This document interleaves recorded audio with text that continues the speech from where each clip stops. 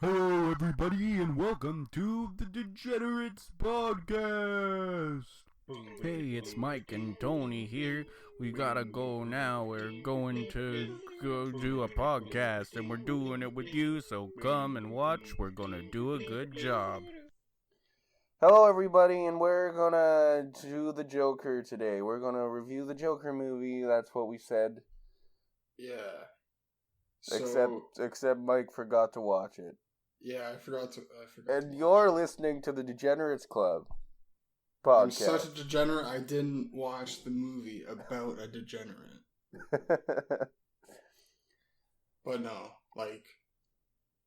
I was gonna make a "we live in a society" joke, but then I realized it would just be me saying "we live in a society," and then that would be the joke. Okay, I thought that it was that we live in a society was the joke, and you didn't need any other context. Yeah, but that joke's been made way too many times. You know, now it's not even a meme anymore. Now it's just fact. So, I mean,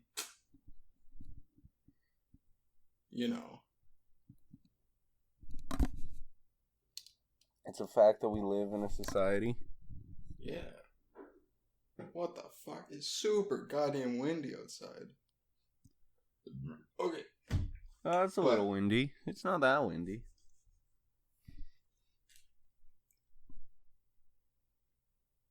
Hello?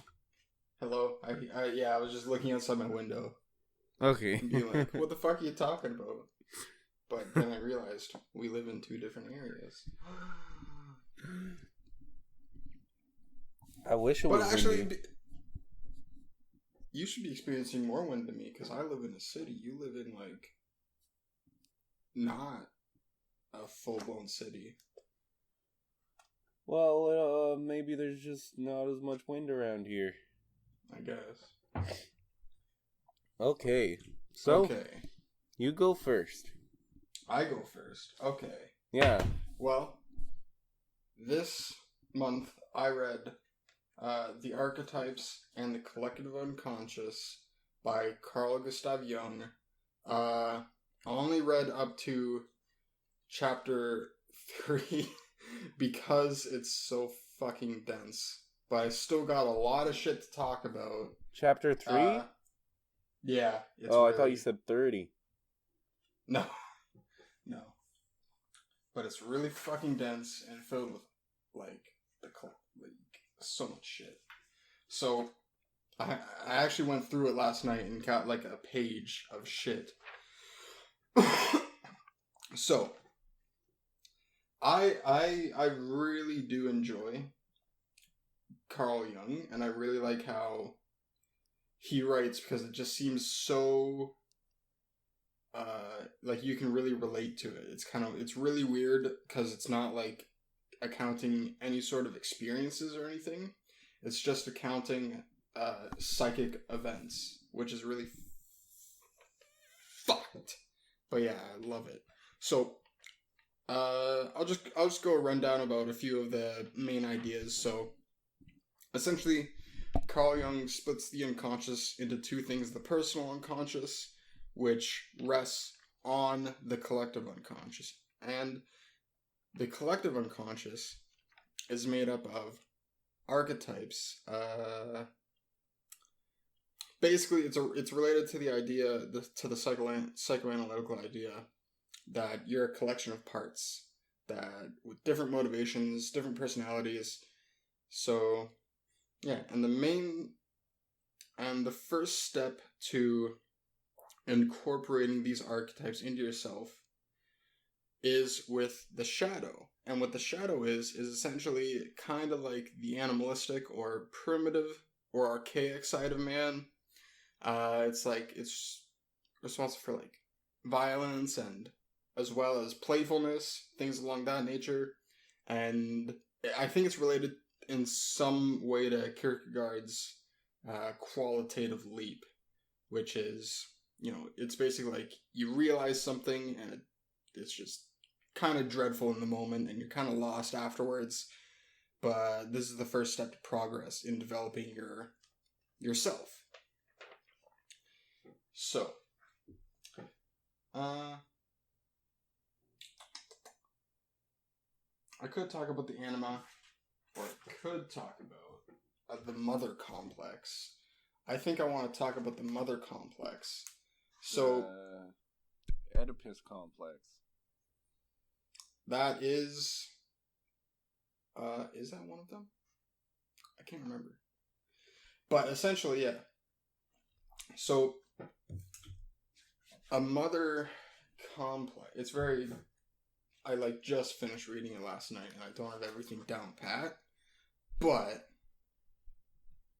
I have notes here. Which help me a lot. Right, so... Essentially, having a mother complex can mean one of two things, or both, for men.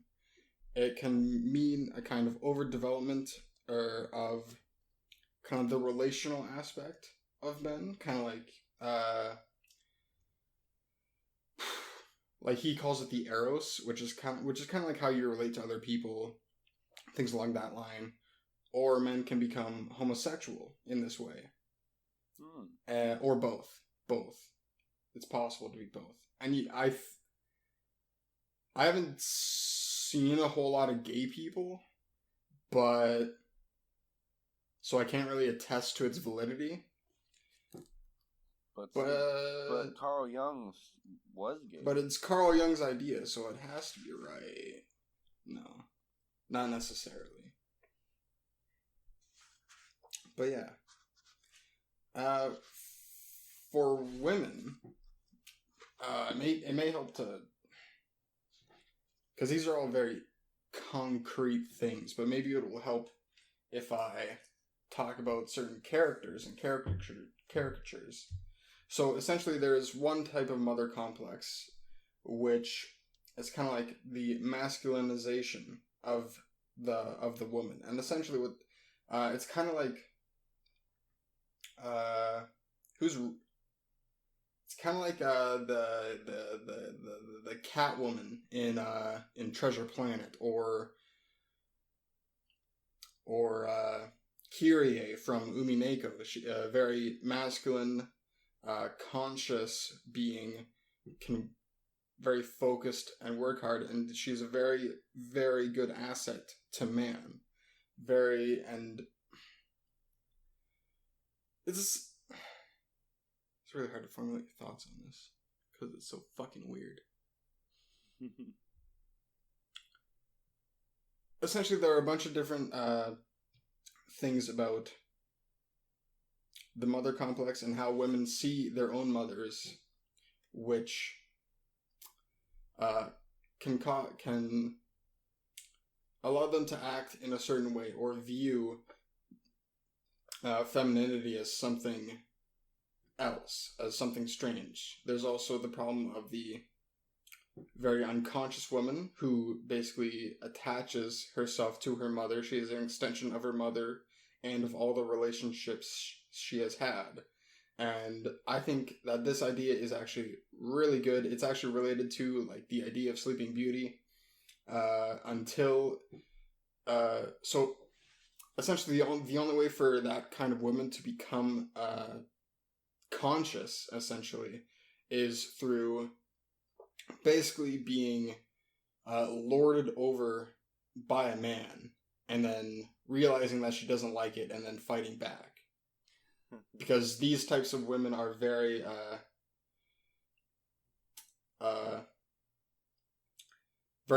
influenced by other people and men. They literally have to be stolen away from their mothers to be married. They're very highly quote unquote programmable people. Yeah, there's a lot. There's a fuckload.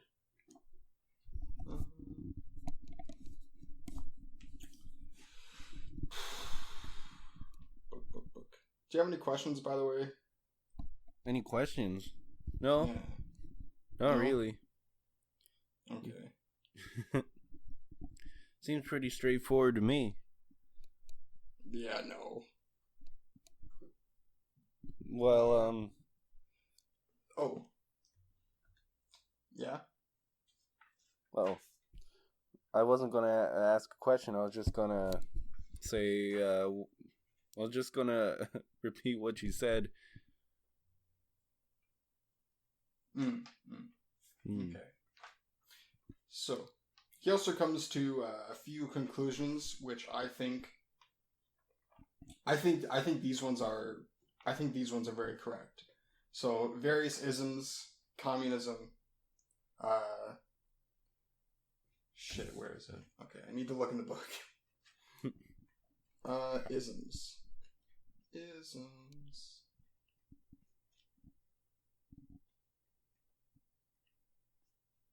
Goddamn. Oh, hey.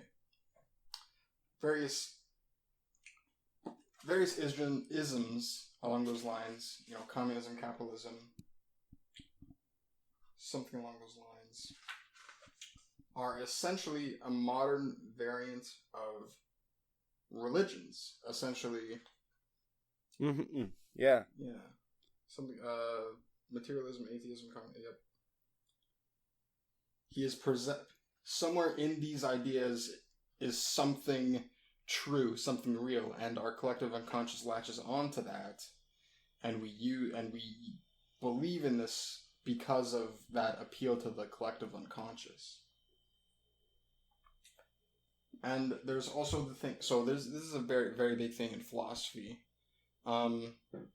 Nietzsche believed that since God has died, we must create our own values and become the Übermensch. Sartre also believes this, but he believes that we are already kind of like this being that can create our own values. But this is not the case. We cannot create our own values. We are subject to superordinate ideas that are bigger than ourselves in order to function in the world. Because you can't think about the entire... You can't think about value objectively. You can't choose who you look up to. You can't. It's just impossible. And also all of our... It seems to be that all of our values are based on lower resolution values like hunger, thirst, and sex. Mm-hmm. So my desire to graduate school is predicated on my desire to make enough money to eat get food, get a suitable partner, live, and more importantly, eat food. Well, actually, that's not... It's weird. It's really weird. Because I've noticed that sometimes my hunger has been displaced by a sexual desire. And it's very, very intense. Oh. But as soon as the sexual desire goes away, as soon as I overcome it, I'm hungry. Well, then you should eat food. Okay, I'm saying that sometimes sexual motivation is a lot more powerful than hunger motivation. But yeah, I think that's not everything, and I probably talked about it in a way that is super confusing. No. No? No, it was pretty easy to understand. Oh, okay, good. I'm glad. But yeah, the first things were easier. When you start talking about religion and capitalism and how, I think you might have went a little quickly going through that stuff. But the mother complex stuff and everything was pretty easy. Okay, that's good. Alright. So yeah, that's the book that I read. Well, that's the first couple chapters of a book that I read. So that is a lot of stuff in 3 chapters. It is a lot of stuff. It's very difficult to understand. I probably should have started with an easier book.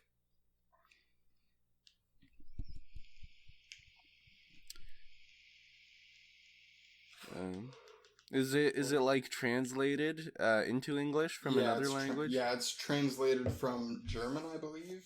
Oh, okay. Translated by RFC Hall. So that'll make it harder to understand then too.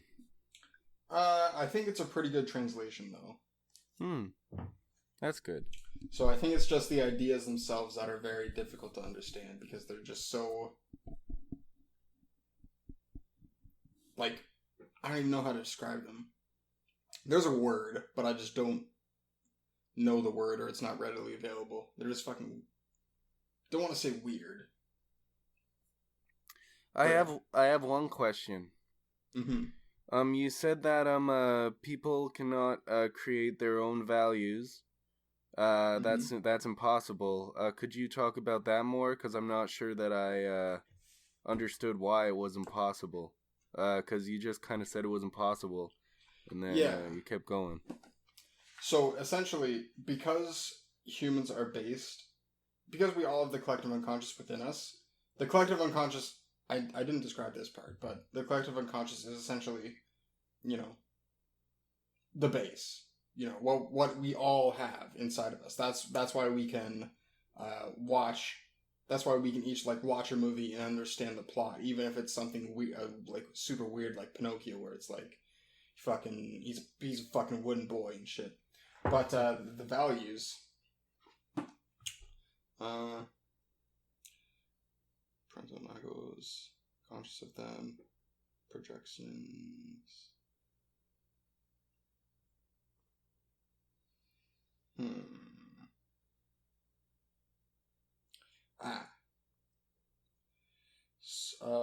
This is a really short passage. I'll just read it.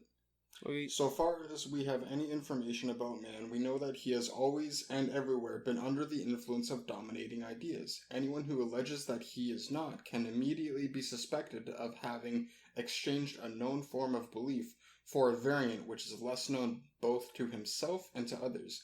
Instead of theism, he is a devotee of atheism. Instead of Dionysus, he favors the more modern Mithras. And instead of heaven, he seeks paradise on earth. So essentially, he's stating that we always have a sort of aim, and sometimes we could be led. We always have this kind of idea of an aim, and it's so fucking weird to talk about. We always have an aim. That aim is built upon the collective unconscious, not on ourselves. So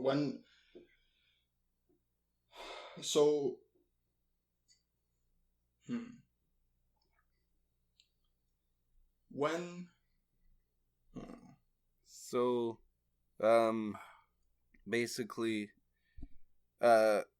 all of our, there are different values that we could have, but all of them are values that, they're things that we didn't, create. That we didn't come up with. Yes. Okay.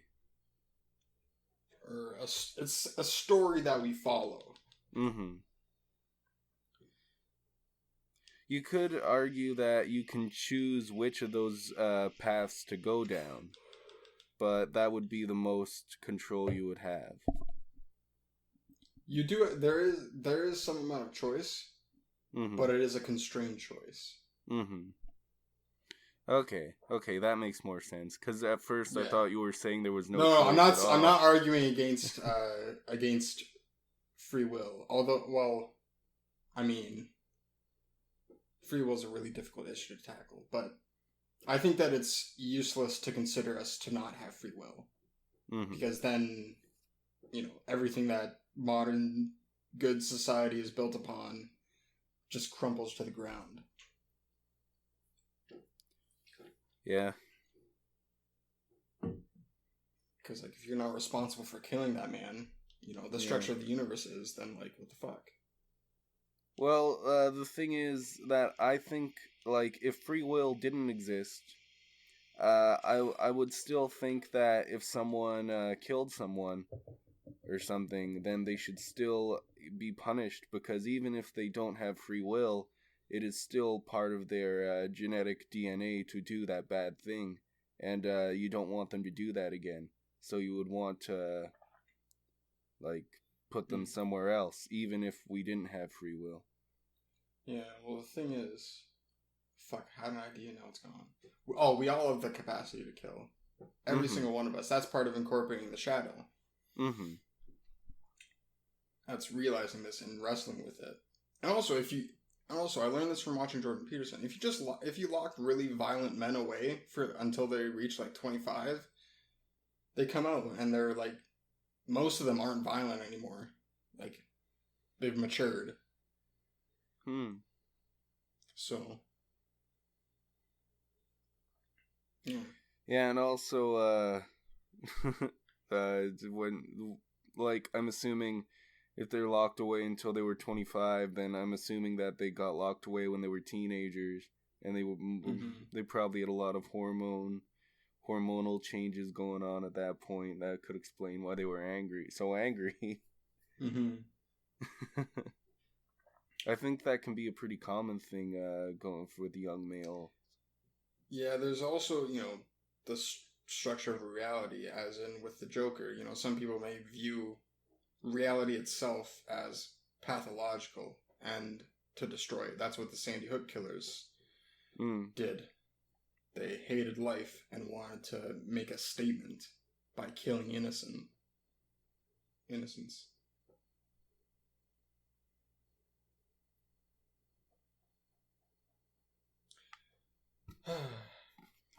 But yeah,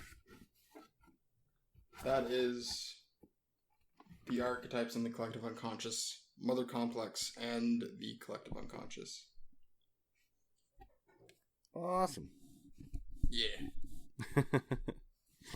Okay. So, I've read a few books.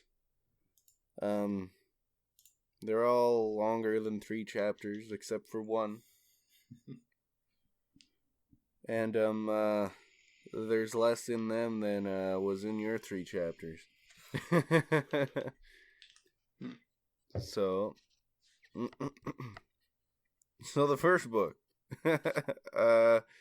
it's called, or wait, did you have anything to finish with that, with your book?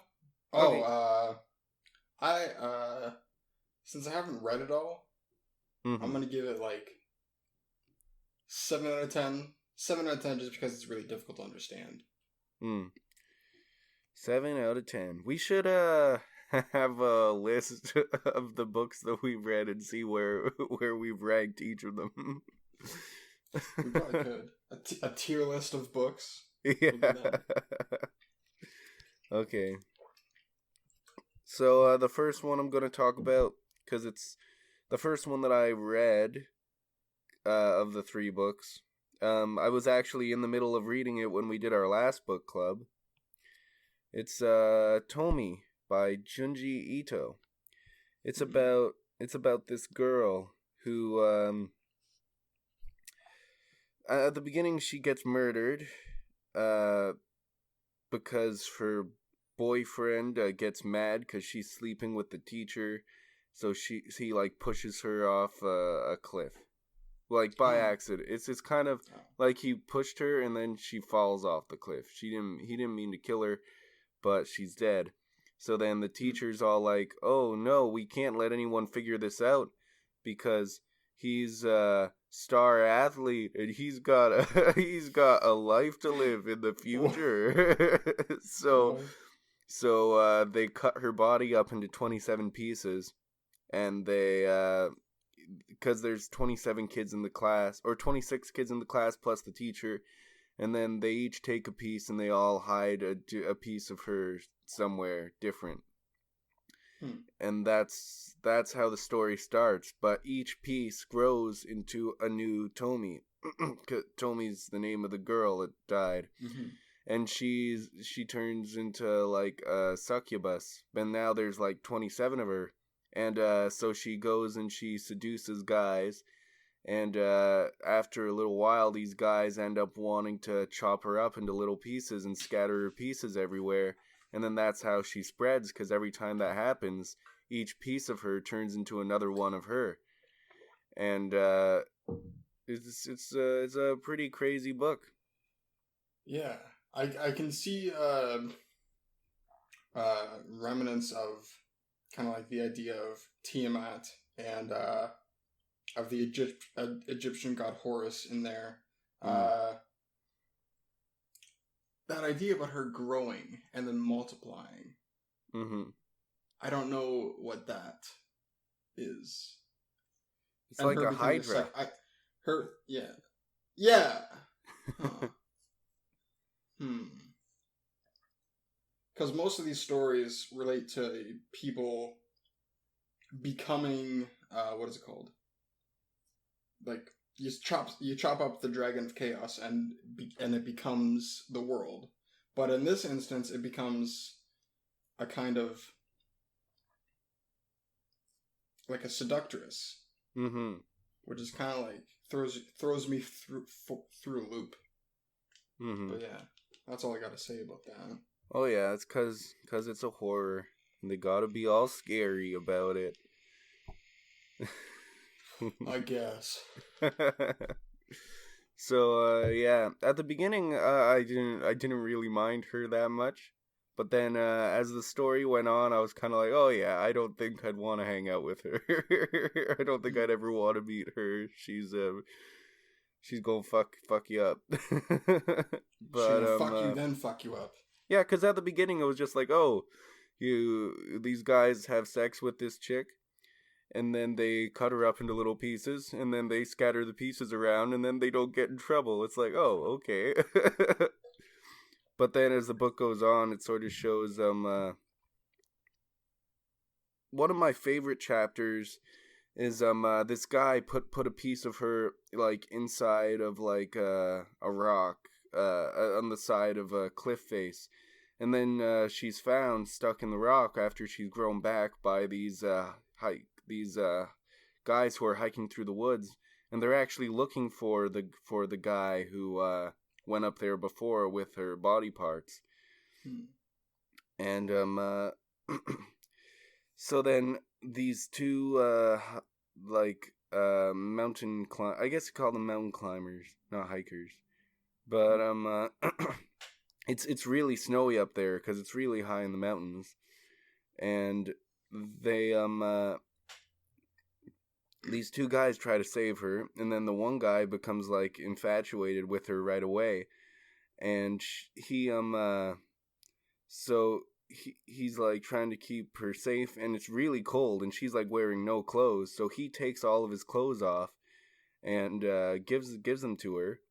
And then it's really cold, and they're wandering through the snow, and it's snowing real hard. They get lost, and then she's all like, oh, I don't think I can walk very much anymore. And then he's like, get on my back. The guy who has been really nice to her and took all his clothes off for her to give to her. And it's snowy cold, and he did all this for her. But then she says, no, I don't want you to carry me. I want the other guy to carry me because he's more attractive than you. And then he's like, what the fuck? And then so then she gets on the other guy's back, and then the guy who was helping her gets really jealous, and then he starts like and yeah, they're lost. They can't find their cabin. And then he starts like yelling at the guy after some point, like, oh, I bet it feels so good to have her on your back. And then he tries to cut her in half so that they can both have a piece of her. And he ends up running away. And then I think they find him later, and he's like dead. But I don't know. I thought that story was really good. Just that part, like that guy, and he does so much, and then just because he likes her, and then she doesn't give a fuck about him. Yeah. And he's like putting his life on the line. Yeah. That's that's how you punish someone really badly. Is it when they do something good? Yeah. It's like that. It's like the story of Jesus, except now there's a little bit of a twist. Mm-hmm. Yeah. The story starts, like, the story starts like a normal story. It's kind of like the opposite of, the Spiral one, where the Spiral one started off as a whole bunch of short stories and then turned into, like, chronological, stories. But in this, it's the opposite. It sort of starts off as, like, one linear story, and then it turns into a whole bunch of short stories. And spoiler warning. The ending, I didn't like the ending. Oh no. Cause at the end it does kind of turn into a linear story again. There's this model, and he's a model, and he meets Tomi, and he pisses her off at one point, so she hires some guy to slash his face. And he can't be a model anymore because he's got a giant slash on his face. And it even goes further than that, because I think his face ends up getting burned up somehow. I forget exactly. Like, I remember his face was completely black, and he didn't look good anymore. So he takes different DNA strands. He takes Tomi's blood, puts it in a syringe, and he injects some babies with it. He goes around and randomly runs up to these women with babies and injects them with it. And then he tries to make sure that they grow old, because that's the thing with Tomi, is that that she can't grow old. But he thought that if he injected a baby with it, then he'd be able to watch her grow old and get ugly, because Tomi, she regenerates like Deadpool. So she can't grow old, and she can't ever, because after his face got slashed, he tried slashing her face just to get her back, but it didn't work because it just healed right away. So he goes and tries to. So he raises like 3 different Tomis, and he has to try and make sure that she doesn't ever go out with any guys or anything, because if she does, then they're gonna cut her up. So 2 of the 3 end up dying. But one of them ends up living to, like, at the point when she's 30, she starts getting, no, I think she's 25, and then she starts going out and seeing guys and stuff, and she's, like, upset because she can't do anything, and so the model starts getting scared, so he puts her into a concrete block. He encases her in concrete, so that she won't die. And so then they wait until they're super old. Like, at the end of this, he's got to be like fucking 100. They're just fucking waiting for her to fucking come back to life. Well, not to. They're waiting so that they can break open the concrete and see her super old. But then at the end, they're super old. They break open the concrete, and she's not in there anymore. But there's a crack in the bottom of the concrete that goes deep down into the earth that she must have gone through somehow. And that's how it ends. Yeah, that seems like something that doesn't fit. But I can see where essentially she's returned to the earth. I think that's what it kind of means. But just knowing that much doesn't really make it a satisfactory ending. Yeah, especially since there are still other Tomis all over the place. Still, this is just a baby that he cultivated, this Tomi, but there's still a bunch of others. Like, what happened?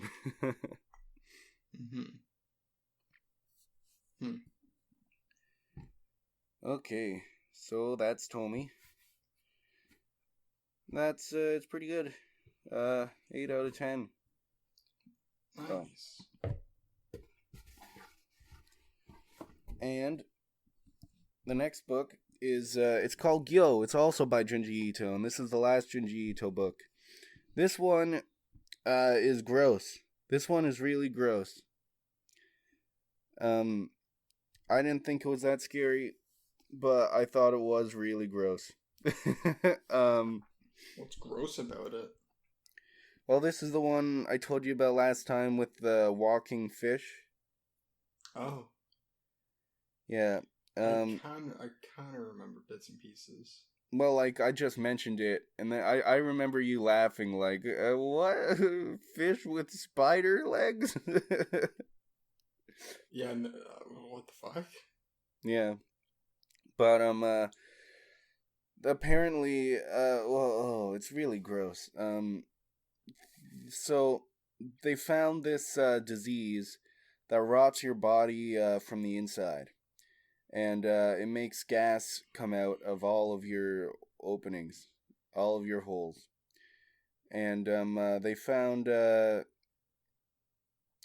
I guess in World War II, they made these machines where they would give this disease to dogs, and then they would hook these machines up to the dogs' mouths and assholes to get all the gas to run the machines so that they could run the dogs into the enemies and stink them out with a bad smell.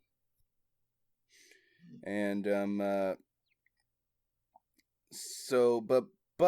the shipment of these machines sunk into the water, and then 100 years later, I guess fish have found these machines, or these machines have found fish and given them the disease.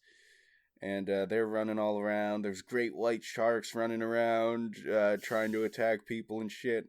There's octopuses, everything. These machines have fucking gotten everything. There's a seahorse on the cover in one of these machines. So, basically the whole... And all of the machines, all these fish, they're actually dead. They are just controlled by the gases that are coming out of these fish. And then as the story progresses, people start being put on the machines. And the main characters... This one is actually a linear story all the way through. And that's really cool. But the main character, his girlfriend, is the first person to get the disease. And... yeah, and then the doctor, like his uncle or whatever, builds like a special machine for her. But she's dead or whatever, and it's just being controlled by her gases and stuff. And at the end, he finds a group of other people who weren't affected by it, and he walks away with them. I think this story was just made to be gross. I don't know, it's just really gross. I wouldn't read it again. Oh. What would you rate it? Less than the others, like 4 or 5. Oh, wow. Because it's not scary. It's just gross. There are 2 short stories at the end, though. One is called The Sad Tale of the Principal Post. It's like 5 pages long. And it's about a guy who gets stuck under the house, under a post, but they can't take the post down because it's the principal post. And if they take that post down to get him out, then the whole house will fall down. So they just leave him there. And it's 5 pages long. And nobody knows how he got under there. He's just there. And then the other one, I actually do like this one. I like this short story. It's called The Enigma of Amigara Fault, and I told you about it. An earthquake happens, and the fault comes up, and there's a whole bunch of human-shaped holes in it, and people see it on TV, and then they see that they have a hole for themselves, so people are attracted to this, because they all want to climb to their holes. And then, so then they all climb to their holes, and they don't know what's in there, what's on the other side. But, but the holes are, like, slanted downwards, so once they get into them, they start sliding down. So they can't do anything about it after they climb in. They can't go back. They're just in the holes. And then at the end, they find, on the other side of the mountain, they find a whole bunch of weird-looking holes that aren't human-shaped, but are a whole bunch of, like, squiggles and shit, but then they can see one of the humans, there was some weird, like, what's left of them coming through because they've been squished and crushed by the hole. And that's pretty much the whole story, and it's pretty good for a short story. I like that one. Sounds cool. And that's all that's in this book. So I'd give it a 6 just because of it has the enigma of Amigara Fault on it, and that's good. But not higher than that because the main story, it's not scary, it's just gross. Yeah.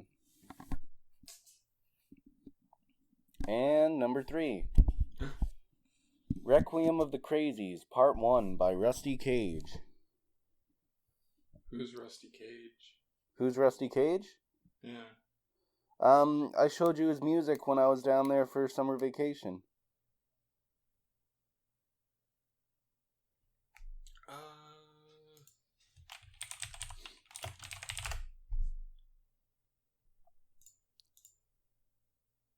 Okay.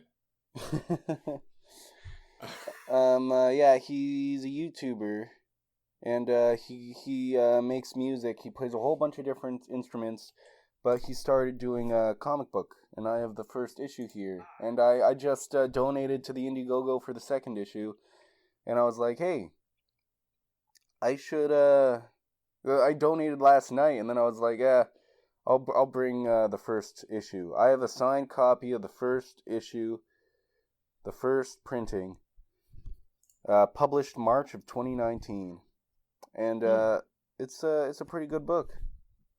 It's about this guy.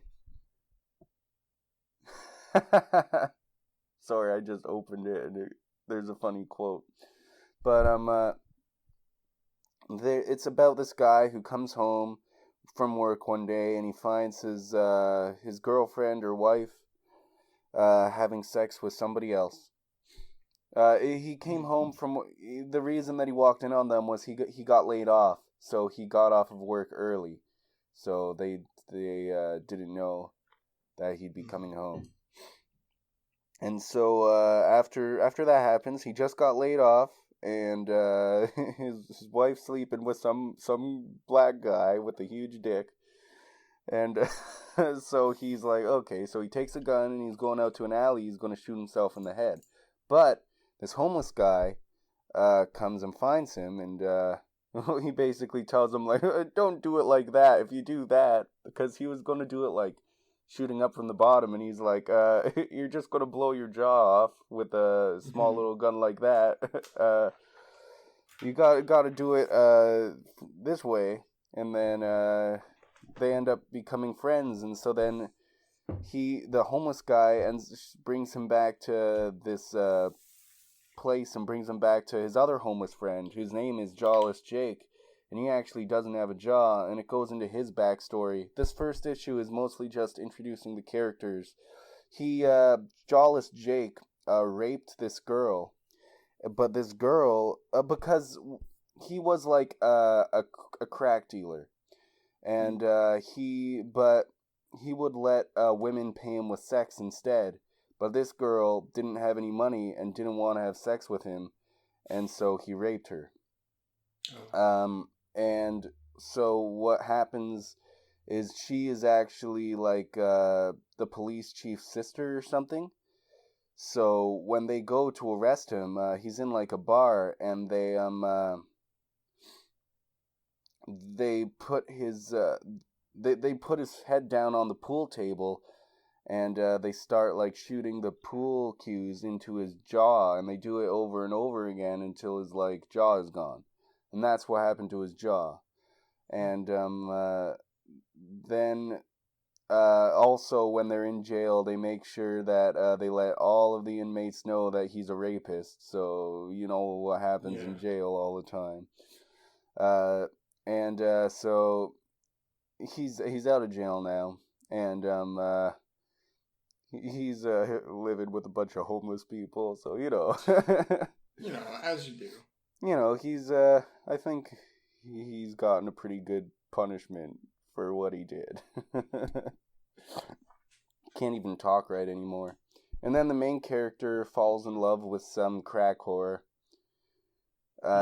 And also it shows a whole bunch of it shows sort of, it introduces like a who could be kind of evil, like the antagonist. There's here it is. It doesn't show much.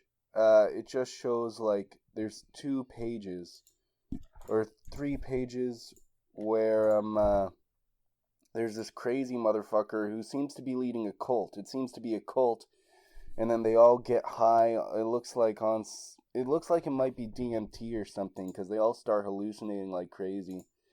And then they go down into this fucking trap door, and you don't know what's down there, but there's a bright light coming from the trap door. And that's all you really know. But it seems like he's going to be the antagonist. And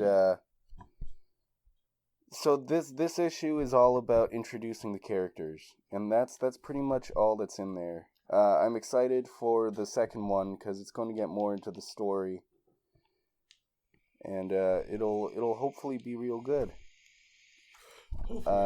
And also, since he got enough money from the Indiegogo of the first comic to get a whole bunch of artists to do like a full page drawing at the end, and he got even the Cyanide, Cyanide and Happiness.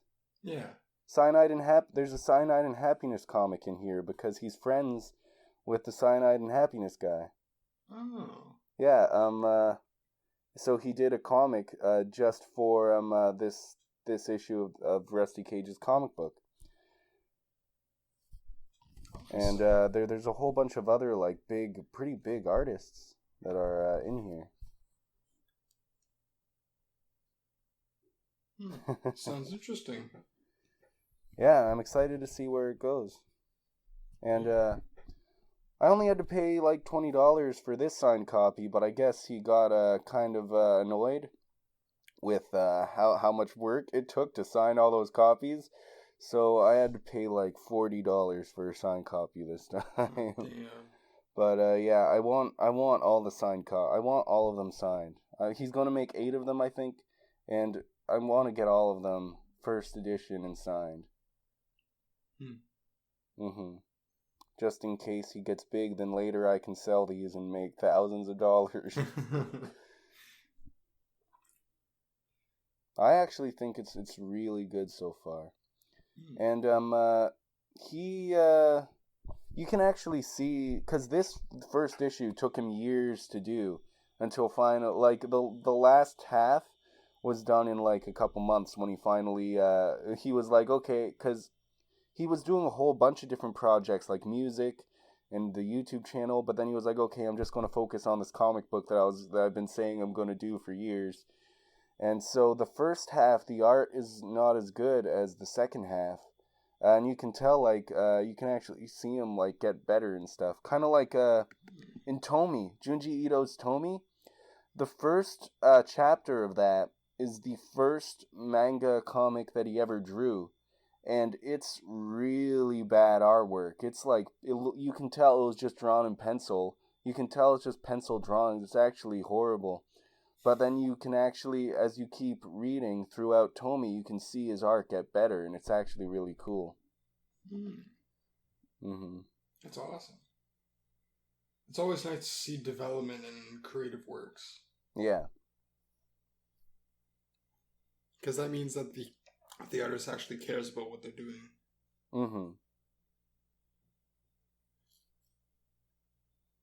Yeah. What would you rate it? I'm not going to give a rating for this until all the issues are out.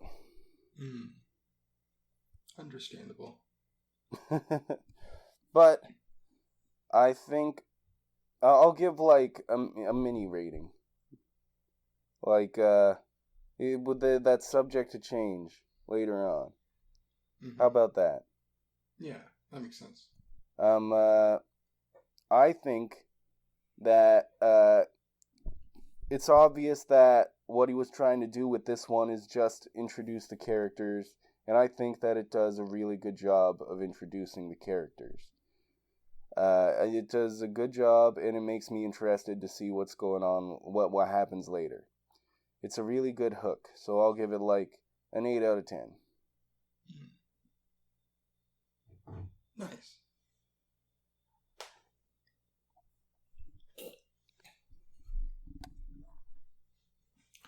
Well, and that's all that I have. Yeah, that's all that I have as well. So how about we talk about next books really quick? So I want to read Thomas Frank's book, which is actually free, about, basically how to do good in school. I don't want to read that. And is it an ebook, or do you actually get a free book? No, it's an ebook. Okay. No. I was gonna say, if it's a free book, I'll grab one of those too. I mean, it is. But I don't really like ebooks much. So. Yeah. You can print it off. No. But yeah. I want to read that one. What about you? What about books you want to read? I do not know. I have no clue. I'll figure it out. All right.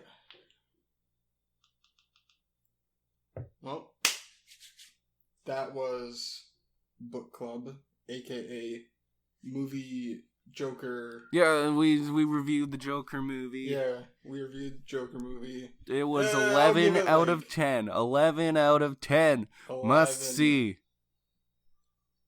Dude, it cannot even be defined by conventional rating scales. You just have to see it. Yeah, this is the last movie you'll ever need to see. Don't even watch a movie after you see the Joker movie, because you'll be let down that it's not as good. It's not the Joker movie. Yeah, it's way better than conventional superhero movies. Yeah, because it's not about a superhero. Exactly. It's about me. And society.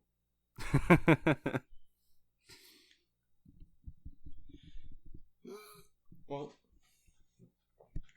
I think that's all we have to say, right? Yep. All right. Thank you for watching very much. Hopefully we've inspired you to take up reading your own material. Choose something that you're interested in, or something that you're not interested in. Break the norm. Break the fourth wall. Break the fourth wall, yeah. Kick God in the nuts, Just fucking do it.